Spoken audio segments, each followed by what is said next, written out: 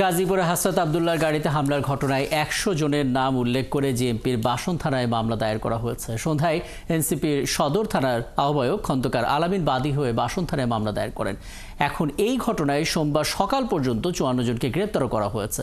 গাজীপুর মহানগর এবং জেলার এনসিপি নেতারা বাসন থানায় উপস্থিত হয়ে সংগঠনের দক্ষিণাঞ্চলের মুখ্য সমন্বয়ক হাসরাত আব্দুল্লাহর উপর হামলার ঘটনায় মামলা এজাহার দায়ের করেন। সন্ধ্যায় ১০০ জনের নাম উল্লেখ সহ অজ্ঞাতনামা ব্যক্তিদের আসামি করে মামলাটি নথিভুক্ত করা হয়েছে বলে জানিয়েছেন বাসন থানার ভারপ্রাপ্ত কর্মকর্তা শাহিন খান। আটককৃতদের প্রায় সবাই আওয়ামী লীগ এবং এর বিভিন্ন অঙ্গ সংগঠনের নেতাকর্মী বলে স্থানীয়ভাবে জানা গেছে।